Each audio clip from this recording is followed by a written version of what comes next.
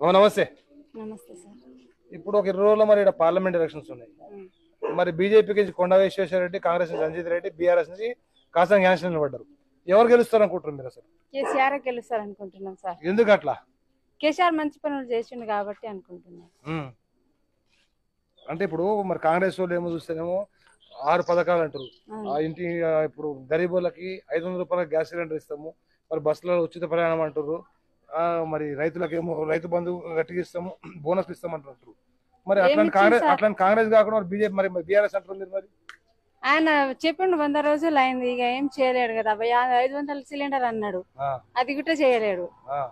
ఇంకా అది బస్ అయితే ఫ్రీ అని చేసిండు కానీ అది అందరికి ఉపయోగం అవుతుంది. ఇంకా అది ఏమైతే అనుకుంటలేం సార్. 500 రూపాయల సిలిండర్ వస్తలేదా ఇప్పుడు? వస్తలేదు సార్. మాకు ఏం చేస్తుంటారు మీరు? ఏం చేస్తున్నావు అంటే అడుగుతున్నా, వస్తుంది అంటారు వాళ్ళు. అవును, అట్లా కదమ్మా. మరి ఇప్పుడు ఏం చేస్తుంటావు నువ్వు? వ్యవసాయం చేస్తాం సార్, కానీ కరెంట్ కూడా లేదు. ఇక పొలంలో నీళ్లు కావాలి కదా సార్. ఏం పని లేకుండా ఉన్నాం సార్ మేము ఖాళీగానే. మరి ఇంతకుముందు బీఆర్ఎస్ గవర్నమెంట్ కరెంట్ ఉంటుండేనా? ఉంటుండే సార్.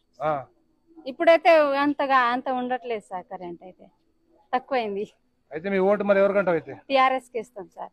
థ్యాంక్ యూ అమ్మా.